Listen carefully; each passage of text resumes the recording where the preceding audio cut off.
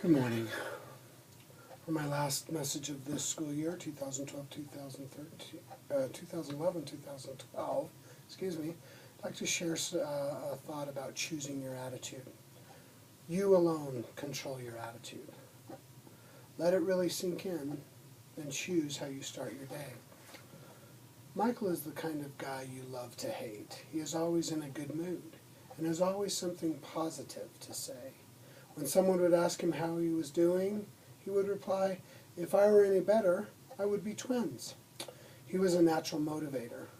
If an employee was having a bad day, Michael was there telling the employee how to look on the positive side of the situation. Seeing this style really made me curious, so one day I went up to Michael and asked him, "I don't get it. You can't be a positive person all of the time. How do you do it?" Michael replied, "Each morning I wake up and say to myself, you have two choices today. You can choose to be in a good mood, or you can choose to be in a bad mood. I choose to be in a good mood. Each time something bad happens, I can choose to be a victim, or I can choose to learn from it. I choose to learn from it. Every time someone comes to me complaining, I can choose to accept their complaining, or I can point out the positive side of life. I choose the positive side of life." "Yeah, right, it's not that easy," I protested. "Yes, it is," Michael said. "Life is all about choices. When you cut away all the junk, every situation is a choice. You choose how you react to situations. You choose how people affect your mood. You choose to be in a good mood or bad mood. The bottom line is, it's your choice how you live your life." I've reflected on what Michael said. Soon hereafter, I left the tower industry to start my own business.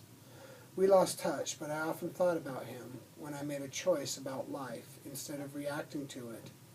Several years later, I heard that Michael was involved in a serious accident, falling some 60 feet from a communications tower. After 18 hours of surgery and weeks of intensive care, Michael was released from the hospital with rods placed in his back. I saw Michael about 6 months after the accident. When I asked him how he was, he replied, "If I were any better, I'd be twins." Want to see my scars? I declined to see his wounds, but I did ask him what had gone through his mind as the accident took place. The first thing that went through my mind was the well-being of my soon-to-be-born daughter, Michael replied.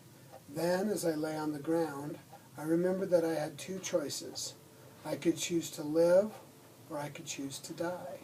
I chose to live. "Weren't you scared? Did you lose consciousness?" I asked. Michael continued, "The paramedics were great. They kept telling me I was going to be fine. But when they wheeled me into the ER and I saw the expressions on the faces of the doctors and nurses, I got really scared. In their eyes, I read, 'He's a dead man.' I knew I needed to take action." "What did you do?" I asked. "Well, there was a big, burly nurse shouting questions at me," said Michael. "She asked if I was allergic to anything. 'Yes,' I replied. The doctors and nurses stopped working as they waited for my reply. I took a deep breath and yelled, 'Gravity.' Over their laughter, I told them, 'I am choosing to live. Operate on me as if I am alive, not dead.' Michael lived, thanks to the skill of his doctors, but also because of his amazing attitude. I learned from him that every day we have the choice to live fully. Attitude, after all, is everything. Therefore, do not worry about tomorrow, for tomorrow will worry about itself. Each day has enough trouble of its own.